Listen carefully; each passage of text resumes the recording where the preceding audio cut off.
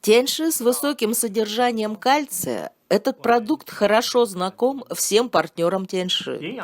Наш продукт решил для всего мира проблему с усвояемостью кальция.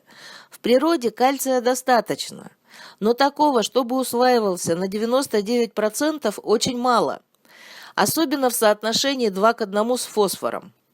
Полный комплекс питательных веществ, высокий процент усвоения кальция и его соотношение с фосфором, как в материнском молоке, таких продуктов действительно мало.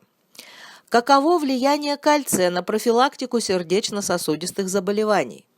Однажды ученые проводили анатомические опыты. После того, как у лягушки извлекли сердце, оно трепыхнулось пару раз и остановилось.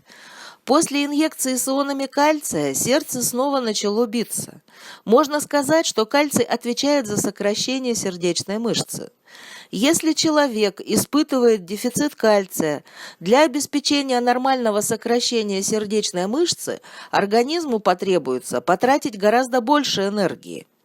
При слабой сердечной деятельности мышцы, ткани и органы не получат достаточно крови и, соответственно, кислорода и питательных веществ. Если сердце сокращается с недостаточной силой, может появиться одышка. И не всегда это значит, что развилась сердечная болезнь. Это может означать, что организм испытывает дефицит кальция, в результате которого тоже может нарушиться кровоснабжение головного мозга, органов и тканей. И если восполнить кальций, ситуация значительно улучшится и достаточно быстро. Дефицитное состояние, связанное с недостатком кальция, действительно очень похоже на болезни сердца. Мы должны обеспечить достаточное количество кальция в организме, чтобы не провоцировать развитие сердечно-сосудистых заболеваний.